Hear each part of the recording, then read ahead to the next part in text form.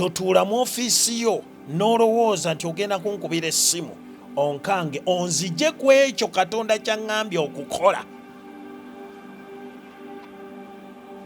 Yes. Teyakunnyonnyola nti tezibakola bubi butya?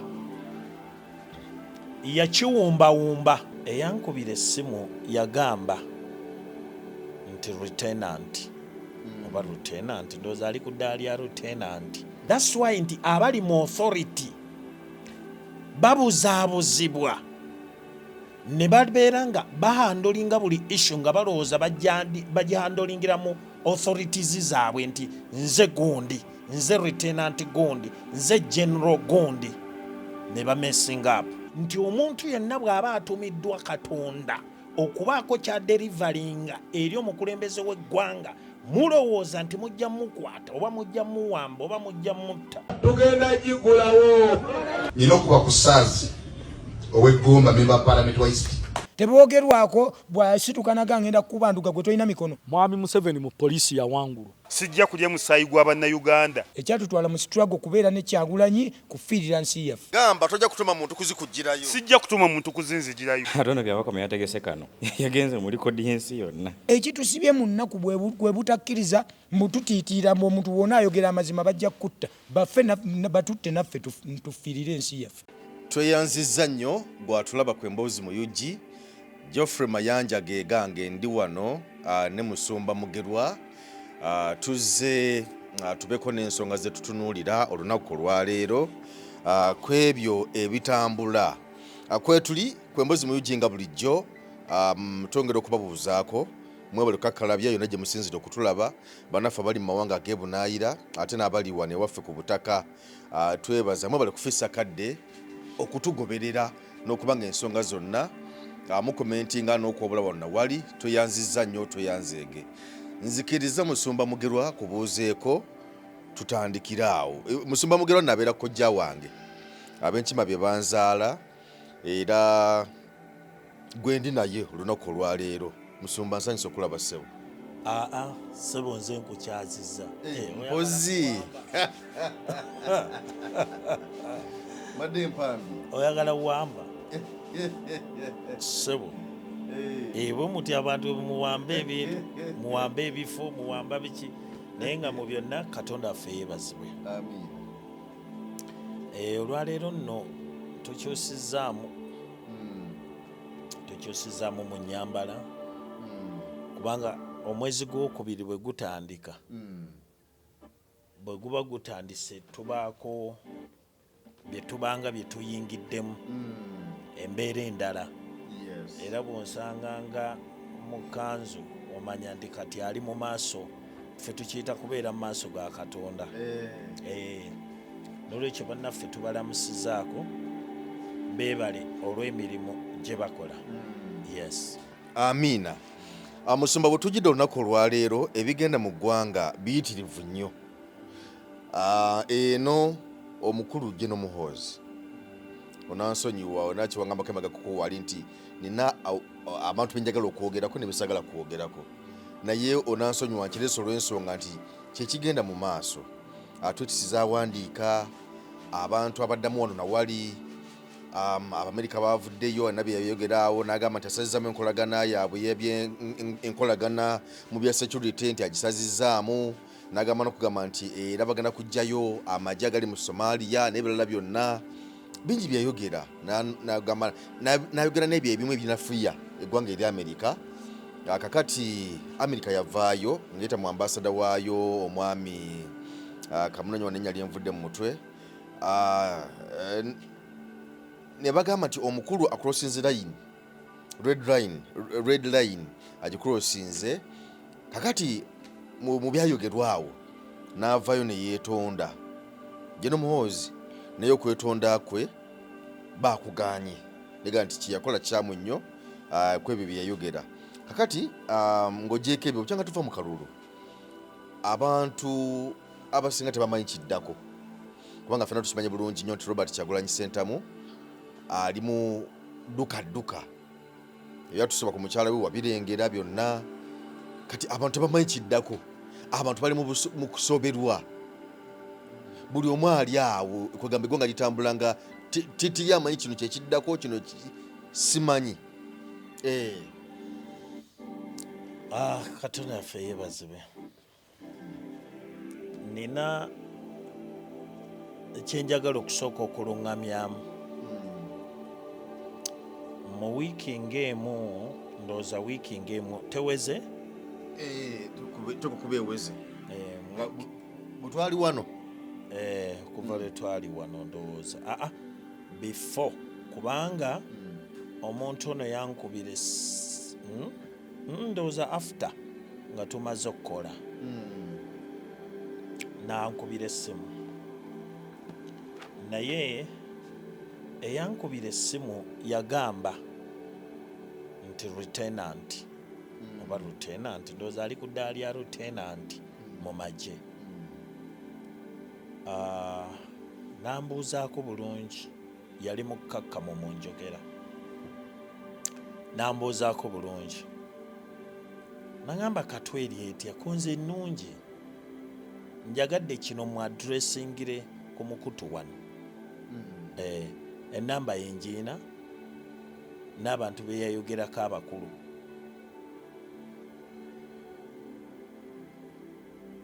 Kati njagala muddiremu wano ebimu ku bisudde amawanga ga Africa n'abantu bonna abali mu authority kwe kulowooza nti ensi etambula because bo etambulira ku buyinza bwabwe oba authorities zaabwe, nti bwe batali toli kisobola kugenda mu maaso. Yes. Naye ensi tetambula bwetyo. Now njagadde mu addressingire wano weraasi mwebaza nti yayogera bulungi gyendi oba yayokozesa olulimi lwenandiise olukkakkamu olutakangakanga. Njagala mu addressingire wano. Ekisooka kya byonna abantu bonna abali mu authority nsabye Katonda abayambe mutegeere message eno. Nsabye Katonda abayambe bategeere message eno.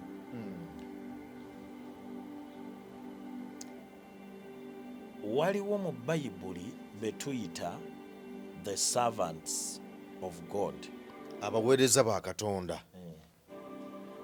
Bayibuli eyina ne beyita the man of God, basajja ba Katonda. Omuntu Katonda bw'amuyita nti you are a man of God, you are oli omu ku basajja bange, in other words you are a man of God. Bw'obanga omwadressinga, bw'obanga oyogera naye, ne bw'obeera ng'oli mu kifo kya authority nga kinene, Katonda akuyambe otegeere gw'ogenda okwogera naye. Ebiro ebisinga oba toyogera na muntu gwe bayita Geoffrey, oba oyogera n'omuntu gwe bayita an anointing mu Katonda, gabanga maanyi. There are times omuntu lwasiizinga okubeera omuntu, there are times omuntu bwafuukanga maanyi. Ekyo oyinza obutakitegeera nnyo kubanga toli eno mu famire gyendi. Kati njagadde omwami ono kubanga yaŋŋamba nti nze lieutenant gundi ndi mu CMI, nkukubidde olw'ensonga bweti ne bweti, message ezo nga tezitukola bulungi. Kati njagala muddemu nga muddiramu mu ekyo kye mmanyi. Bw'oba oyogera nange, waliwo Geoffrey lwojja okunsiŋŋaana ku mulimu nga ndi bwentyo bwenti, bwe nnyimirira mu ofiisi yange gye mmanyi ey'Obwakatonda, ofuniramu kyenandise ekibonerezo, kubanga mba nasiizinze dde okubeera oli gw'omanyi. Kati ndi mulala, gamba bw'osiŋŋaana Bishop ng'ayimiridde ku kituuti abuulira ng'ayambadde, aba takyali oli gwe walabye mu compound gwe mwakubyemukko naye olwali, aba takyali oyo. Bw'ayimirira ku kituuti aba mulala. That's why ngamba abantu nti bayibuli erina gwekulaga nti a servant of God, ate erina gwekulaga nti nga katonda bw'amu amwadressinga nti a man of God. Kati ebyo ebintu bibiri byanjawulo. That's why nti abali mu authority babuzaabuzibwa ne babeera nga bahandolinga buli issue nga balowooza bagihandolingira mu authorities zaabwe nti nze gundi, nze lieutenant gundi, nze general gundi, ne bamessing up. Now katonda bw'akutuma eri omuntu oba eri oyo yenna gwakutumyeko nti mutwalire message eno, aba akutumye as a man of God. A man of God abeerawo ku lwa katonda, aba awulira katonda, aba alya ku lwa katonda, aba obwesigwe bwe buli mu katonda, obukuumi bwe buba mu katonda, tebubeera mu mmundu, buba mu katonda. Therefore gwe bw'okuba essimu oba bw'oba oyagala omwadressinga oba okwogera ekintu kyonna, tegeera oyogera naani.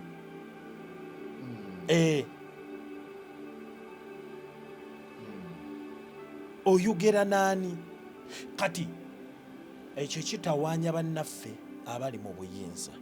Now lieutenant ono njagadde muddemu, tegeera nti omuntu gwe wakubira essimu, kankikuddiremu ku level yo, wamulabanga muntu, but I'm a man of God. Mpulira kuva eri katonda. Katonda kyaŋŋamba okwogera kye njogera, katonda gy'antuma gye ŋŋenda. Therefore totuula mu ofiisi yo n'olowooza nti ogenda kunkubira essimu onkange onzije ku ekyo katonda kyaŋŋambye okukola. Yes. Teyakunnyonnyola nti tezibakola bubi butya? Yakiwumbawumba to the extent nti baakubira abali mu saakoozi zange zonna, abantu b'okulagana nabo. Bonaabagamba nti lwakuba nti tali biased mu groups mwabeera, tali biased biki. Nze siri munnabyabufuzi. I'm a messenger, I'm a man of God. Kyenjogera kibeera kyekyo. Kaate okukubira bali ne kati nno ne kino kankyadwesinga, ne bwe baba banvuddeko nga tebakwata simu zange oba tebankubira, siina kyemmisinga. Teriyo muntu ali awo nti mumisinga mbu avudde mu contacts zange. Kakati bano be baakubira ng'ogyeko ggwe, be baakubira bo babagamba ki? Balinga babagamba ki? Babagamba nti baddamu kukolagana nange. Ate nange kyennasanyukira, kuba nze njagala kukolagana na muntu ng'awulira okuva eri katonda. Era nabo nsobola obba adressingira ano, bw'alaba message eno nga ngideliverinze oba nga ngitaddeyo, okujja wakati wange naawe ne tujja wamu, twajjawo ku lwa katonda. Bw'oba olowooza nti gwe okuteeka ekitole ky'emmere ku sowaani yange, then kinfuula okuba mukwano gwo, genda n'ebitole bye eby'emmere. Yes, period. Message ey'okubiri eri lieutenant oyo. Uganda yalonda mu 2000 kansooke na 96 wakati nga tonnankubira ssimu, waŋŋamba oli lieutenant okolera mu CMI. Ne kino message nako njagala kaba kasalemu bakakusindikire. Mu 96 nali nsoma primary. Simanyi oyo eyankubira essimu oba abo abali mu kagitaliriddawa. Nakwata ekifaananyi kya mwami Museveni ne nkitwala ewaffe ewaka mu nnyumba e Makindi ng'omwana omuto. Taata yankuba emiggo lwakuleeta ki? Kifaananyi. Naye kitange yakola ki? Yakukuba. Now bo baaliriddawa. Then ani yabakuba then? Gw'osobola okuba nti oli mu authority, osobola okulebolinga abantu nti tebawagira mwami Museveni biki ne lulinga sironda nafunako ku punishment eya mwami Museveni. Tutegeeraganye. Therefore tomala gakubira muntu ssimu, tomala ga creatingawo enmity, tekikola. Era that's why naba addressing ne mbagamba siwagira nope.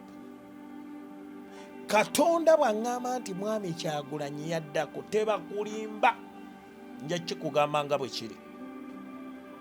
Yes, Katonda bw'aŋŋamba nti mwami Kyagulanyi yaddako nja kikugamba nga bwe kiri.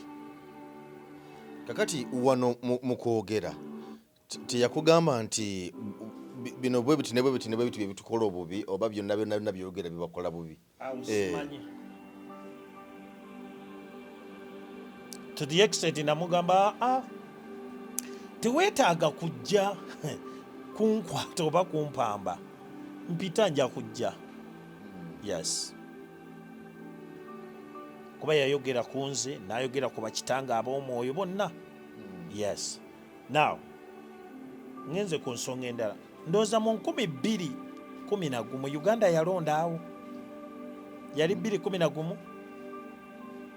2011 we twalondera awo, tuleke tudde mu 2016 giba emyaka emeka? Weewo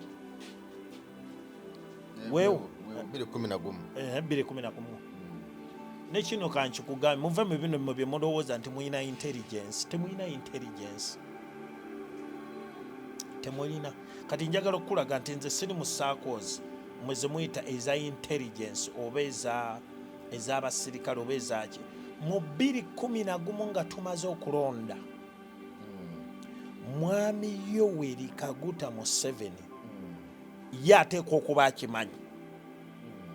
That's why nti bali boyogerako siboogerako, ye ateekwa okuba akimanyi. Baali bagenda muwamba 2011 nga tumaze okuva ndowooza mu kalulu, baali bagenda kuwamba mwami Museveni. Nali nze nga ndi mu kusaba, ndi mu kusiiba, Katonda nanneegambira, nensituka neŋŋenda neŋŋamba omu ku bataata mu ggwanga lino nti Mukama ŋŋambye bagenda kuwamba mwami Museveni. Omanyi kye yaŋŋamba? Yaŋŋamba mwana wange oli mutuufu, kyovudde olaba all over waliwo amagye. Lieutenant eyankubidde essimu oli mu CMI, waliriddawa mu biro ebyo? Omanyi kye nakola? Nensabira mwami Museveni okusigala mu buyinza. Why? Nali mwagalamu. Mu 2011. Yes. Kati bwe babeera mu ofiisi omwo nga bakolakola obuli mulimu ne batererizinga abantu, bo bamanyi nti olwo bakola. Nsobola okukolera wentudde nga sizemu nakwogera ku mukutu wano ate ne nkulaga nti kyensaba Katonda kikola. Saali mu magye, saali mu poliisi, saali na muntu ali mu gavumenti omwo simanye mbunjogera nani alina connection. Never. Siina kye mbeetaaza. Naye nkugambye Katonda yaŋŋamba. Era singa obabuuza then abaali mu buyinza obw'amagye obwa poliisi ne mwami Museveni yennyini ajja kugamba kyenjogera kyali kituufu. Wakati wa 2011 n'emyezi egyaddako nga awo mu kulonda, nga tuvudde mu kulonda, baali bagenda muwamba. Neŋŋenda ew'omu gwayi saagala mwogera mu bino kubanga tali part of it. Oli taata wange. Ne mulumba ne mugamba mwami Yoweri Kaguta Museveni bagenda kumuwamba. Katonda yaŋŋamba nkiyimirirako ebbanga lyonna. Oyo mwami Lieutenant eyankubidde essimu yali liddawa?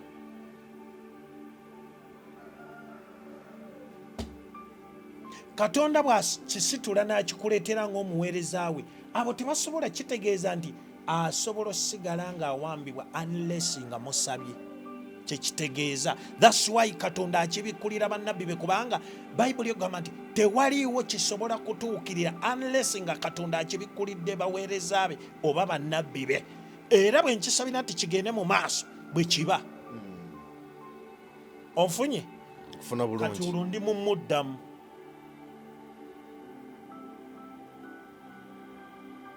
Ndi mumuddamu. N'abalowooza nga ye.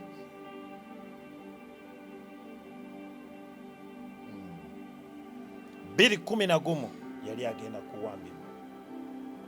Now,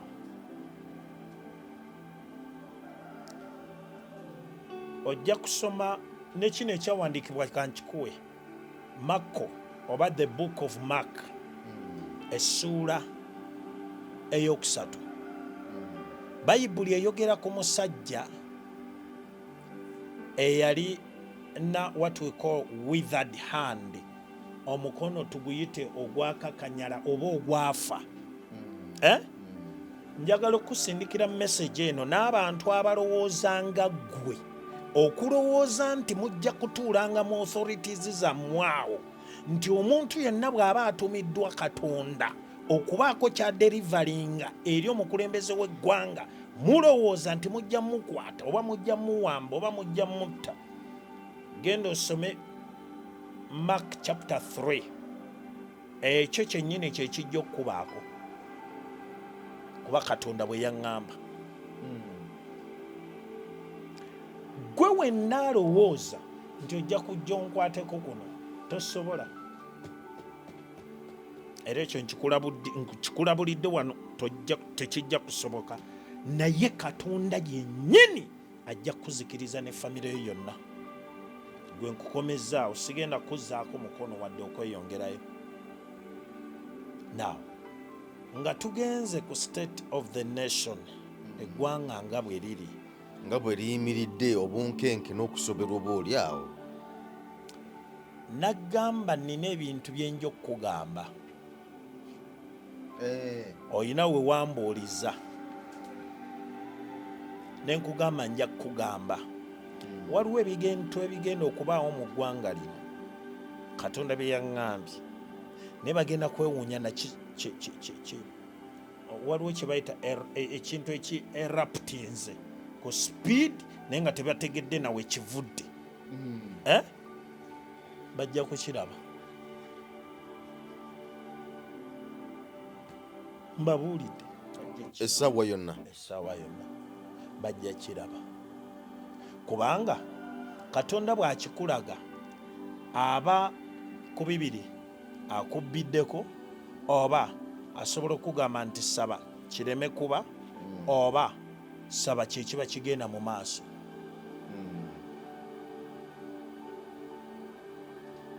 Naye bagenda kukiraba, ate bajja kufeiringa okikontrolinga, bagenda feiringa mu buli kintu kyonna.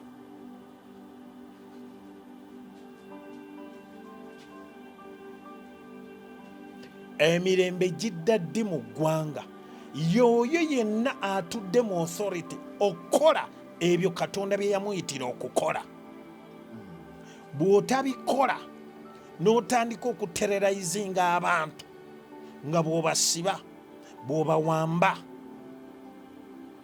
bwe bafiira mu mikono gyo, kitegeere butegeeze nti obukuumi bwa Katonda butandika okuvaako, otandika okuseseetuka, rejection etandika okujjako, buli kintu kyonna nga kyeweekwatako kimenyeka bumenyesi.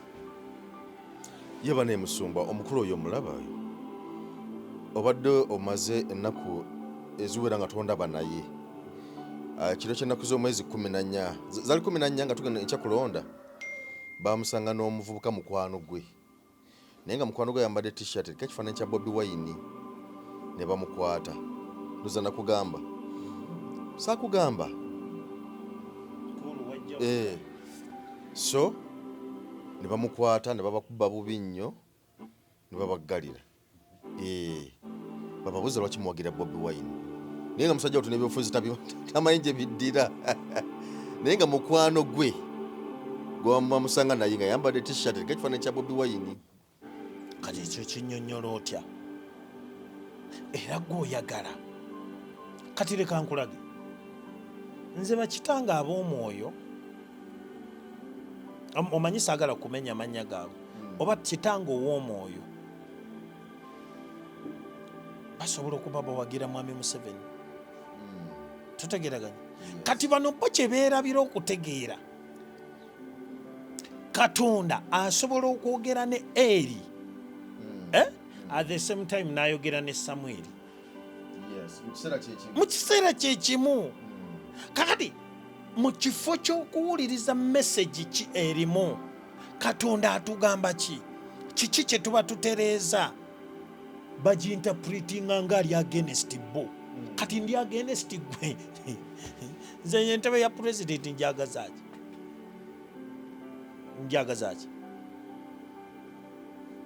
mwami Museveni tasobola kumbulira Katonda byayogedde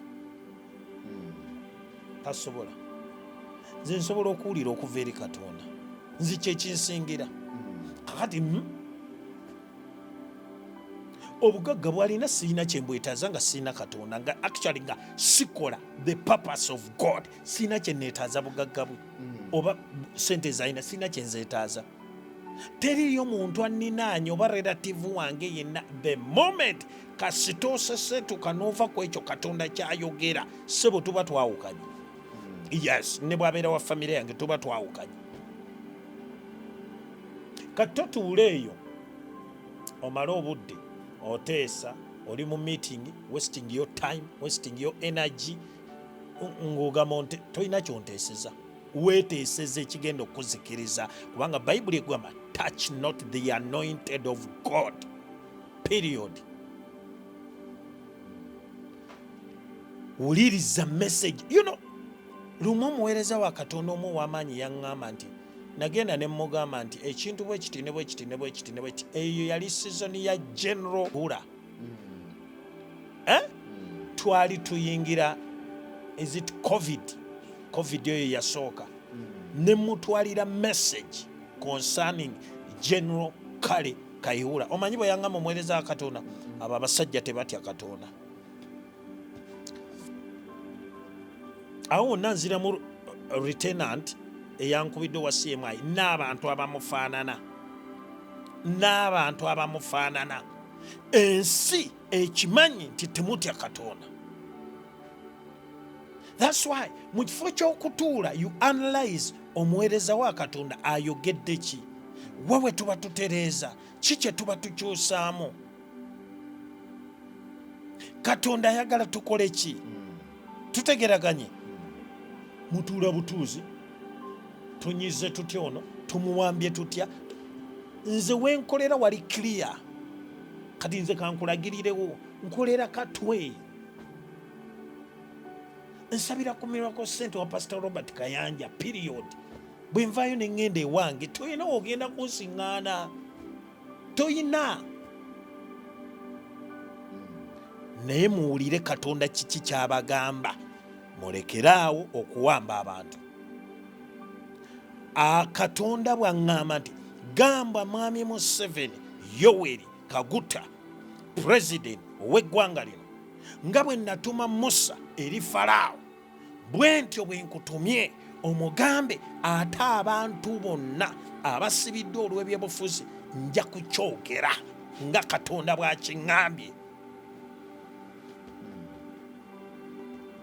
Kati gwe bw'oba owulira nga amaanyi tegakuli mu Katonda, amaanyi gakuli mu mmundu, amaanyi gakuli mu makomera, amaanyi gakuli mu kutta, try me ojja otegeera nti Katonda ayina amaanyi.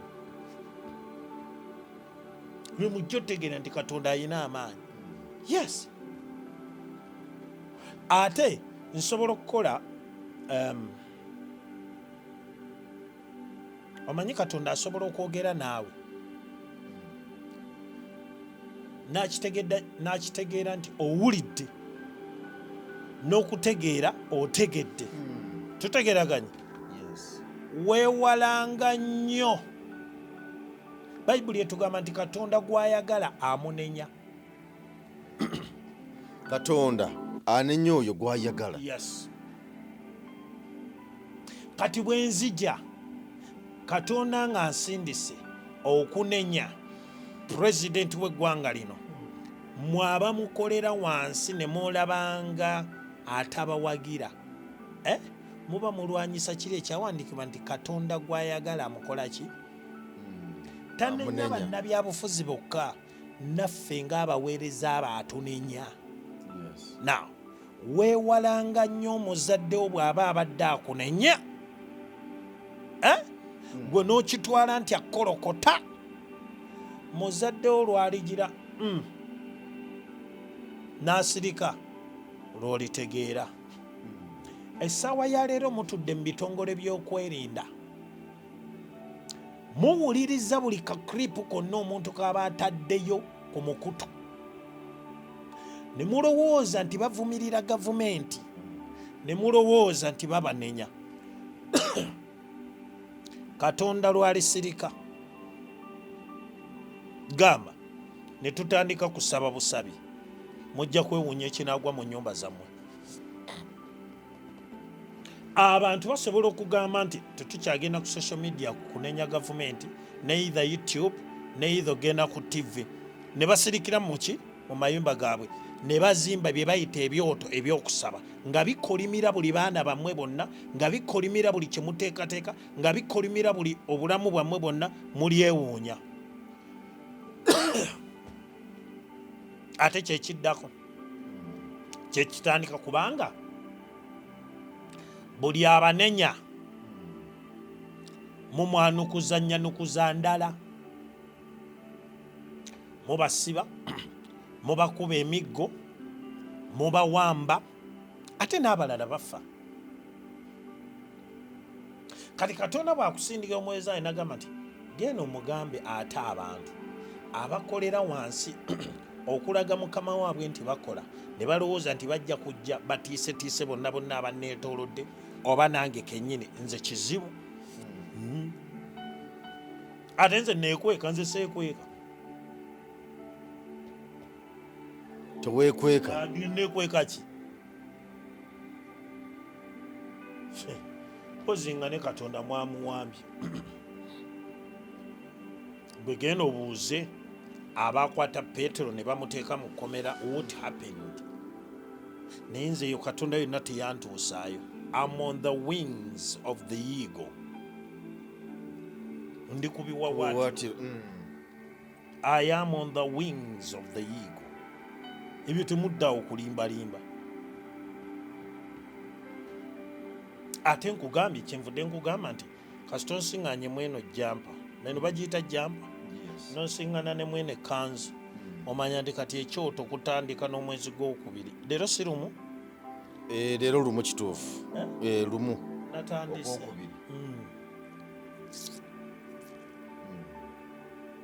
kusaba kusiiba kusaba kusiiba kusaba kubanga bano balowooza nti tuli balamu because bo be bali mu buyinza they are in the authority balowooza tuli balamu olw'okuba bayina emmundu nze ndi mulamu because of God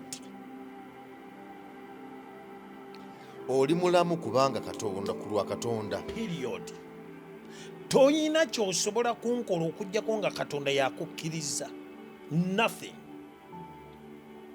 ne bwe kuba kufa sisobola kufa nina okukola emirimu gya mukama wange buli kintu kyonna nina okukikola Katonda kyeyampitira okukola ate nja kukikola ate bijja kutuukirira kubanga olaga nga atalina kutya mu nsonga eno eyogerwako bajjolijoli mu kwogerako ate nga tulabyeko abantu ab'enjawulo banaddiini wano father we Masaka ozo omwogerako era nga olaga nti n'ekikulu ekyamukolebwako kumukwata okumutwala kibi by the way bamuleta mu kooti ndowooza wiiki eno yennyini gyetumaliriza father Deus nti naye yakwatibwa newankubadde bagamba nti ekyamukwasa kubeera nansimbi empitirivu mu ngeri emenya amateeka oba nengeri bajja zifunamu na biki byonna kyokka ate mwami Museveni bwe yali ayogera yagamba nti ekyamukwasa ku associatinga na Kyagulanyi ate associatinga ne Kyagulanyi bino byonna bwe bibeerawo gwe tebikutiisa? Nze tewaliwo kintiisa. Nakugamba nti nze Monsi omuntu gwe nsinga okwegomba ye muntu nga muweereza wa Katonda gwe nsinga n'okuyaayaanira okubeera naye. Omuntu yenna alowooza nti asobola okuntiisatiisa taliyo okujjako nga saawulidde Katonda nga Katonda aŋŋamba nti kino kyogere, okujjako nga saawulidde Katonda nga aŋŋamba nti abantu bange Uganda bakaaba, nja kyogera. The moment kasita mpulira jje kyaŋŋamba nanga kyogere, nja kyogera.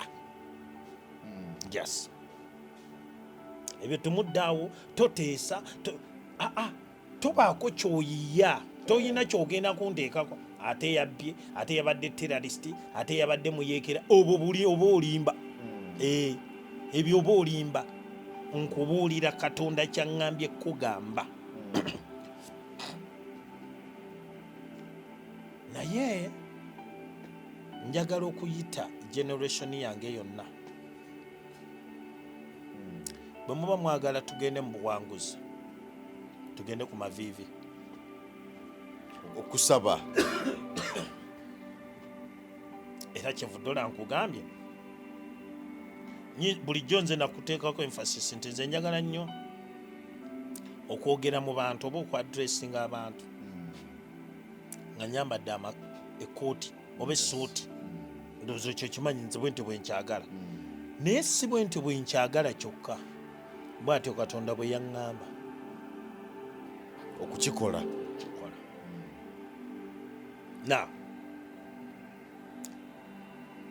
bw'ondaba bw'oti nkugambye bino ebyambalo mbyambala ntandise okusaba n'okusiiba.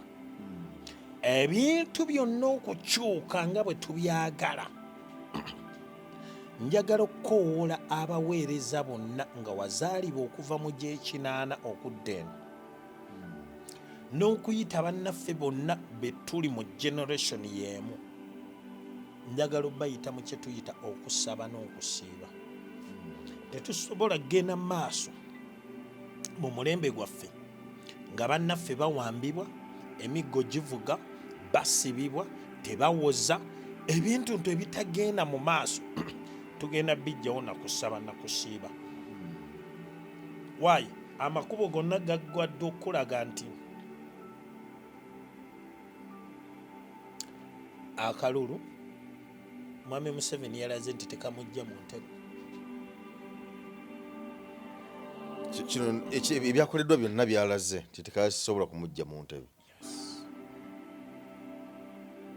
Now, nsobola obutalwanagana n'abantu bano mu mubiri, nensobola olwanagana nabo mu mwoyo, aye ne mbawangula.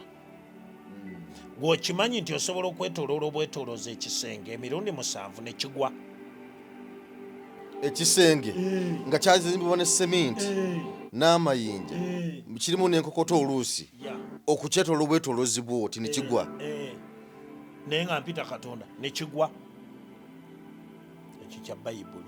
Kati baali tebeetoloola bwetoloozi kyokka nti beetoloola abasirise, kitegeeza waaliwo okwogera. Munda mu bo. Yes. Kati tusobola okwogera eri Katonda. Ekisenge ekyo ne kigwa.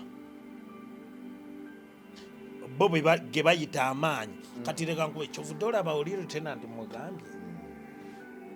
Nyinza osirika ne siddamu kukola interview. Nenzikirizisa Katonda obutaddamu kwogera gye muli.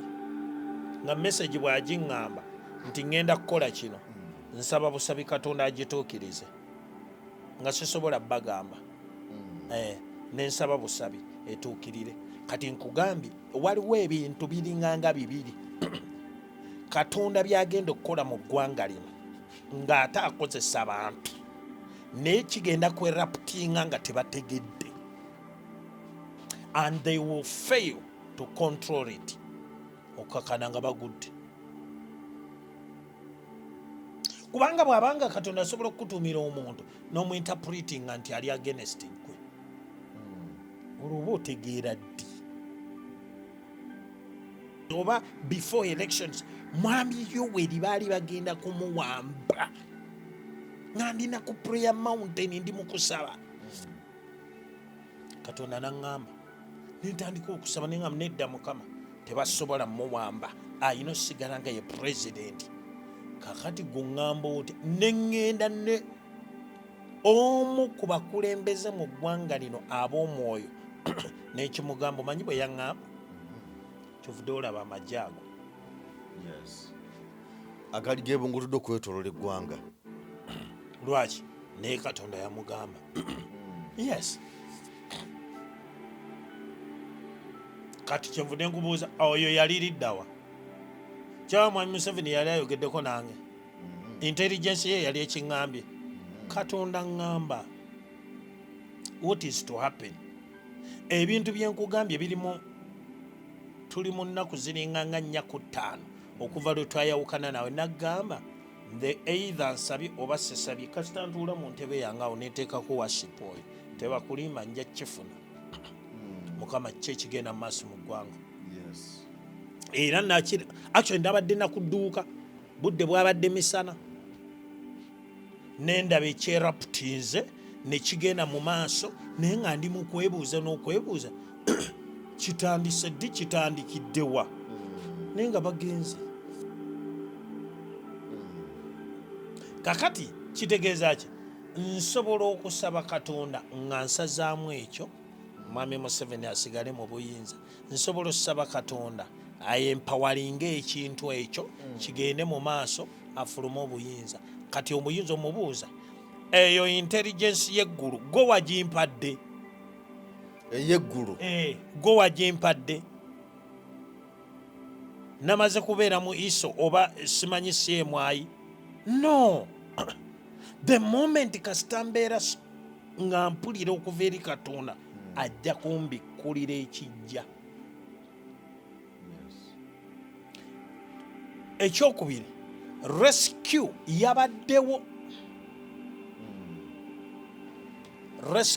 yabaddewo ate babadde bazungu be babadde bayambako yes babadde bazungu road blocks zabaddemu kwentebe road okwo naye ng'abantu abamu bafuluma eggwanga okitegedde kati oyo alimu kitegeera nti pasita byayogera man of God byayogera abijjawa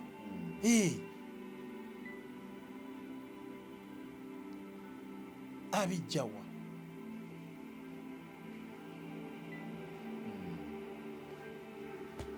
gwe wali ondabyeko ne munnabyabufuzi yena seetaaga era sikuulya nkoti munnabyabufuzi gundi mukwano gwange seetaaga sibeetaaga whether oli mu gavumenti whether oli ku opposition seetaaga munnabyabufuzi yenna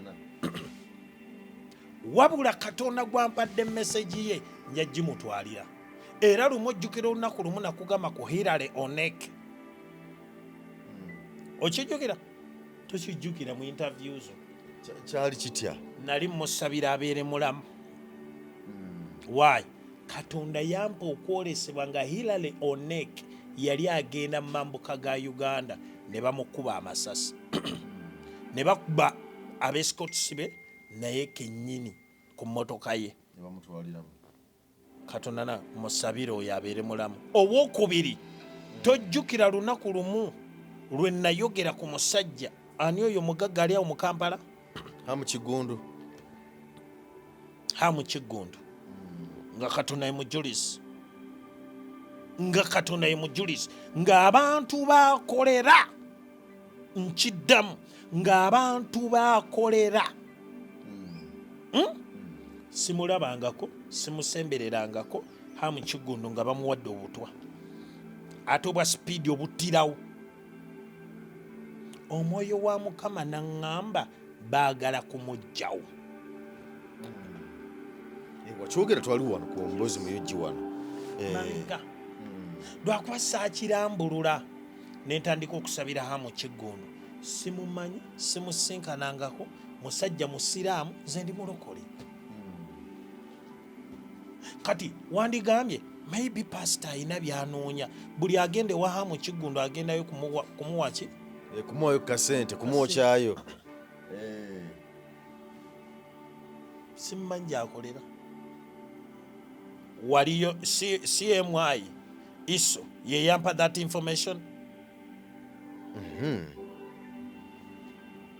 mumutegeere nti katonda ayina abasajja be mu ggwanga lino musobola okuba nga temuba recognizing but I do not need your recognition never setaga recognition nti ya parliament neither prime minister neither vice president neither the president. That's why ndo muna kugamba setaga wadde ekifaananyi kye kye neetaaga kifaananyi kya wano kasita nfuna ekifaananyi kya bayibuli ekifaananyi kya katonda nze biba biwedde omulimu gwoba ogumaze onokuba olumaze bandumaze why katonda yaŋŋamba bwe balikuwa sente n'ozikwata ojja kuba okutte generation yo yonna ng'ogitunze generation yo yonna ng'ogitunze. Therefore omuntu yenna alowooza that you are to threaten me, to silence me, you are against God. Era nsabye katonda abazikirize basajja mmwe. That's why mpita abaweereza ba katonda bonna temukkiriza bikutiya bya ssente bibaweebwa. Temukkiriza. Muva ku ebyo katonda bye yabayitira okukola ne byabatuma okukola, the purpose of God, kubanga mwagala okwekkusa. Olianza okugamba nti tuli mu kuzimba kkanisa naye abakulu bagambye bajja kutuyambako kasente ke twafunye. Lwaki mutunulira nnyo nti abakulu bajja tuyambako? Mu kuzimba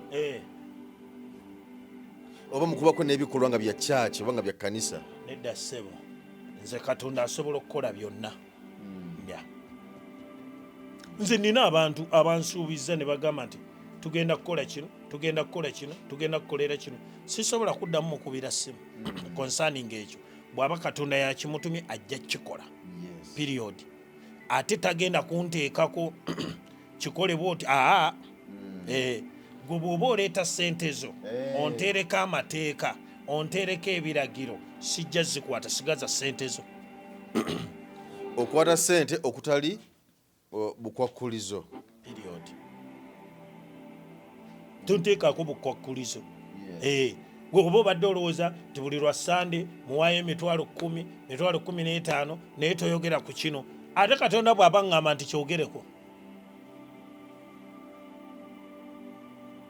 Katonda ntumi. Kati oyagala onzibiikirize n'emitwalo 15 oba 2. Oyagala mbeere mukwano gwo kubanga ompaayo ak'okulya. Baaba todda.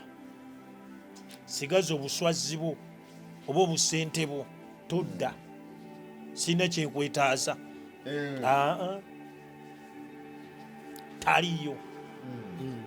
Actually mu nsi nze bwe nali ntambula mu bulamu bwange kino kye nasalawo nagamba ebintu byonna mbikkiriza mbiwaddeko kale omwaganya omutonotono bigaane naye kyesigenda kukkiriza kugaana kwe kubeera ne katonda ono.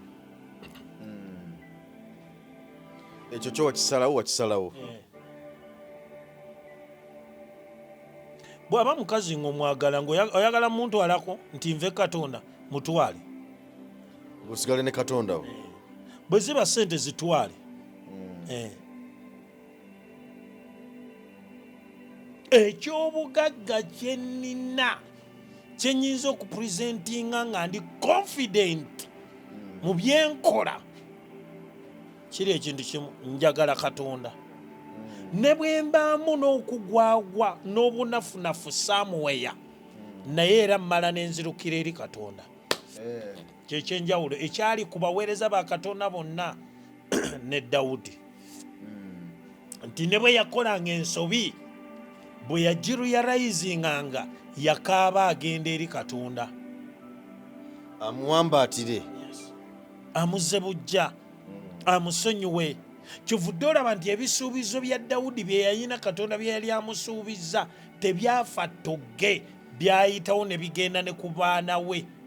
Yes, Sulumani tasikira ntebe because ye yali asikira entebe eyo ey'obwakabaka kubanga Katonda yali akisuubiza kitaawe. Yes, kati ani yandibadde n'obujja ku mwana wa Mwami Museveni okubeera pulezidenti nga Mwami Museveni akoze bulungi mu maaso ga Katonda? Abantu balya banywa, abantu bakola emirimu gyabwe, abantu ate leka mbabulire, omulembe guno gubeeredde omubi. Abantu balowooza nti Mwami Kyagulanyi yeesimbye ku Mwami Museveni. Mwami Kyagulanyi yeesimbye ku ntebe ennene y'eggwanga. So si Mwami Museveni. Aye Mwami Museveni entebe yiye. Bwagenda agireka waawo. Ate mugamba obukulembeze buva eri Katonda. Bwe mugamba naye olw'okuba bano bannabyabufuzi batuuka ne bakola personalizing ekifo. Nze nina okubeera prime minister, nze nina okubeera vice president, nze nina okubeera speaker, nze nina okuba president.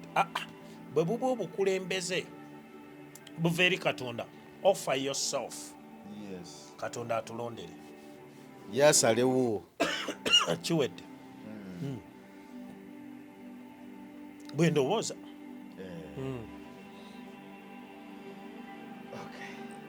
Kale Musumba ebigambo byebyo ndozero bizingidde wamu n'ebyo nga bwe twatandikidde eddala kubanga abantu buli omu kati ayogera kiki, abantu bali mu bunkenke, abantu bamanyi kiddako, abalala buli omu ali mu bibye, okitegeera. Naye ndowooza byeyogedde bikizingidde wamu era biyambye omuntu okutegeera n'omulamwa gwe twatandikiddeko mu mboozi eno. Naye oli mugumu, nali mumanyi nti ekigambo na kyebagamba nti oli gumite, okimanyi otera okukiwulira, oli gumite. Nze kituufu mu bulamu waliwo ffenna bye twantu. Abamu twagala wasa, abamu baagala baana, abalala baagala kuzimba mayumba. Ne Bayibuli ekugamba kinaakugasa ki okulya ensi ne wekkusa naye n'ofiirwa omwoyo wo? Kitegeeraganya. Njagala ennyumba, njagala omukyala,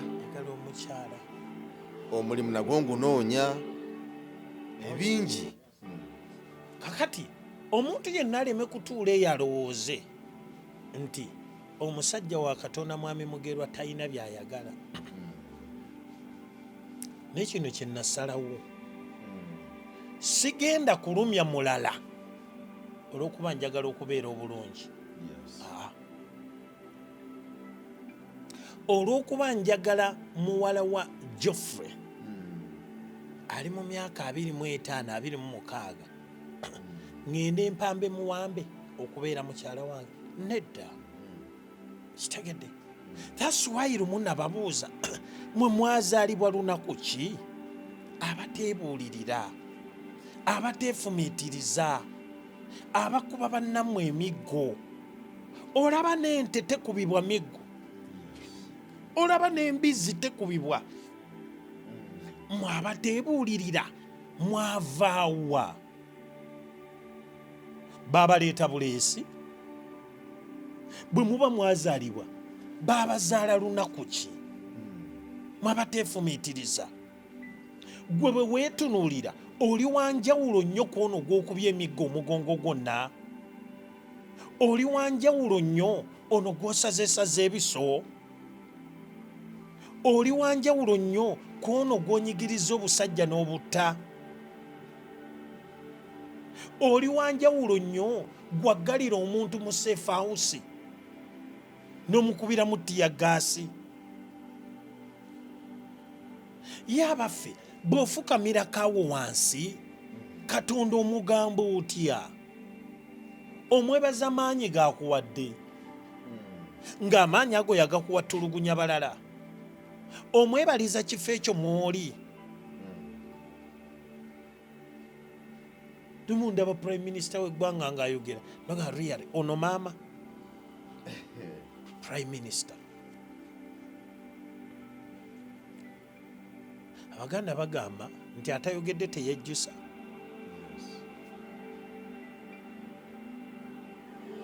Abantu abakufiira mu mikono olw'obuyinza bw'olina olw'ekifo ky'olwanira. Tunuulira abantu abakufiira mu mikono. Naye Bayibuli ekugamba Katonda yagamba Kayini nti ettaka eryo erimize omusaayi gwa Abel nga guva mu mikono gyo kibeere ekikolimo gy'oli. Mumuleke mbabuulire, otudde mu ofiisi eyo abantu abo bakubiddwa emiggo naye amaziga ago ge bakaaba gajja kukaabirako ne mukyalawo n'abaana bo. Emmundu eyo gye weetisse ng'ogikozesa okutulugunya abantu abalala. Katonda tuulu eyo yagikuwa kola ekyo. Obuyinza obwo bwe weetuddemu Katonda yabukuwa kozesa ekyo. Fumiitiriza abantu abali mu malwaliro ng'osobola okukola bukozi statement egi. Abasawo mugende mu malwaliro omusala gwammwe gwe guno. Ekyo kiwedde ne kikolebwa olw'authority gy'olina. Amasomero abasomesa bonna basasulwe. Kigambo eki kimu kyokka. Kakati nkulaga ebintu by'olina okukola Katonda by'agamba okitwala bakulwanyisa. Nga nkulwanyisa ku ki? Ku ki? Nesina muganda wange ali mu gavumenti. Actually nja kukulaga baganda bange baweereza ba Katonda ba pastor. Atannaba kubeera ajja kubeera. Why? Twasaba Katonda famire yaffe eveemu baweereza ba Katonda bokka. Nekitegeeza nti ne bw'aba agenze mu bye muyita ebyobufuzi tugendayo kuweereza abantu oba kuweereza Katonda. Tetugendayo kunyagulula abantu oba kunyigiriza abantu oba kutta abantu oba kubajjako byabwe. Tugendayo kuweereza Katonda. N'olwekyo nga mmaliriza nsabye mwe mwenna abalina endowooza bw'etyo tonyige peesa ekyamu. Nkuwadde genda osome Mark chapter 3 okuva kanyiriri akasooka paka nga kookuna. Ekyo kyennyini ekirwadde ekyo actually Bayibuli ekugamba nti withering oba ekyo ekyaliwo ekya wither ku mukono gw'omusajja oyo Bayibuli ekiyita nti ekozesa ebigambo bibiri, giving life or to kill. Omuntu yenna bw'agenda mu eyo process oba ogenda kufa. Kati gwe wenna oli ne bw'anaba yakuwadde obuyinza bw'anaba yatoye order nkubuulira nga Katonda ye mujulizi kye yaŋŋamba kye kigenda okubaako. Tobeera awo olowoolereze simanyi biki ekisembayo. Gwe wenna ng'oli mukwano gwange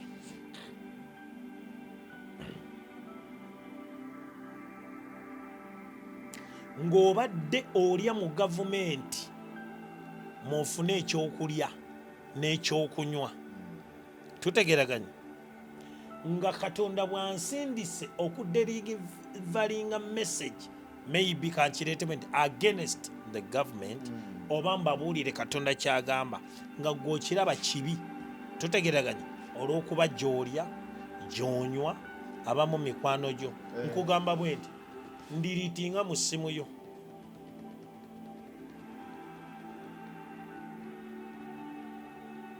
anyige ka delete button n'okumbulookinga yes ndiriitinga n'okumbulookinga ensonga zeezo byebyo musumba odde n'ensonga yonna ninayo ensonga endala nene nno omanyi abantu baffe bagenda ne bakola comment oba ne boogera ku kintu abo abasumba ffe tubaliisa ffe tubanywesa ebimu byaffe eby'ekkumi n'ebiweebwayo nze teri ayalyandiisiza naye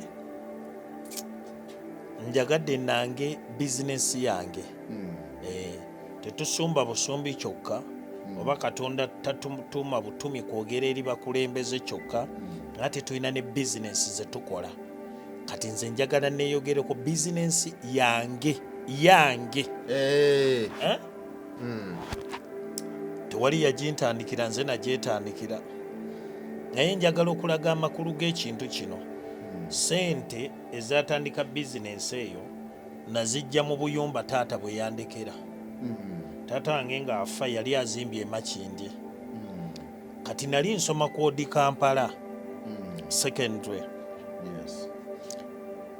neŋŋenda ne ennyumba ebbiri nenzipangisa nenzijjamu emitwalo gyalinga 28 wazitekamu abapangisa bwe nazijjamu sente ezo neŋŋenda ekatwe nembaako gwe nsasula ne batandika okunjigiriza okukola kukanika piki ebintu ntubwe bityo kati omwo mwe ntandika okugenda nga ntransforminga nva ku kino ŋŋenda ku kiddako natandika nakanika piki neŋŋenda mu busaawo omuddo generator ziwater pump kati nina knowledge mpanvu nnyo concerning machinery ekyo kyenyinza okugamba now oba generators naye bwe nkozesa ekigambo machinery ojja kuba okitegeera mangu now omuntu yenna ng'olina faamu ng'amazzi gakuli wala oba mayiro emu ng'olina obusobozi okutambuza amazzi ago mu ssente tutegeraganye mu byuma nze nina obusobozi kati awo bwe bajja okitegeera amangu kankuwa ekyokulabirako ekirala olaba round about y'ekibuye bw'oba oyagala nga faamu yo eva ku round about ekibuye ng'egenda paka kololo ku kisaawe ng'oyagala mazzi nsobola okugatambuza paka eyo ng'ate nkozesa pampu amazzi ne gayiika yes nga gayiika nga bwolaba aga taapu ku pressure now sente zo ze zikujjamu ne bwe wabeerawo olusozi amazzi nja galeeta pampu ezo nze pampu zentunda tukozesa nnyo ng'amazzi ogajja ku ntobazi ku mugga oba ku nnyanja ekyamazzi oba olina bidiba bya byennyanja kyonna kyolina naye ng'oyagala kutambuza amazzi ekyo nja kukujjanjaba awo ndi mukugu mu ekyo ebyuma oyagala zigenereeta oba oyagala generator waliwo generator ezaako ekiro ng'abantu balina emikolo ng'eyo mu byalo mu nsozi jangu ebintu byonna ebyamashinale mu bufunze kyenyinza okugamba ebyuma ebyoza emmotoka ebyuma ebisaawa omuddo ebyuma ebifuuyira okimanyi waliyo ebyuma ebinaaza ente entera okubiraba kati ebyuma ebinaaza ente nga bya Japan mbirina butrakita bwetuyita bu hand tractor mbulina bitono nnyo ebyuma byayinza okunoonya nga tusibinaako knowledge oba nga sibimanyi yes nolwekyo gwena yeetaaga service bwetyo oba okuyambibwa bwotyo nga sente zo ziyina ng'oyagala kintu kituufu ntunda bya Japan bw'oba onoonya bya China ewange tojja tunda mu Japan bw'okisiŋŋaana kiddugala tombuuza ate lwaki kiddugala ntunda kyaki kya Japan ayagala ekipya ekishayininga genda mu tawuni e Kampala ayagala ekikadde nga tusobola kibeautifyinga ne kirabika bulungi kikola omulimu gwakyo gwe kiteekeddwa okukola yes naye at first olina kisiŋŋaana oba kirastinze bwe ntyo nze bwe nkyagala okitunda then kati kino ekyokukifuuwako tujja kikolako naye ng'osoose n'okisiŋŋaana in original form. Yes, so omuntu yenna ayagala service bwetyo mu ggwanga lyonna ntambuza amazzi mu Lyantonde, mu Mbalala, mu Ssembabule, mu Masaka, awo wonna ntambuddewo nga ntambuza amazzi. Yes, Eŋŋoma ntambuzaayo amazzi. N'olwekyo totya ekiyinza okujjamu sente naye nga bw'oba oyagala kintu kigenda kukola mbirina. Amiina. Eyali agadde contact okutuukako akola atya? Omuntu yenna ayagala contact yange eri 0782 9 5 83 giddemu 0782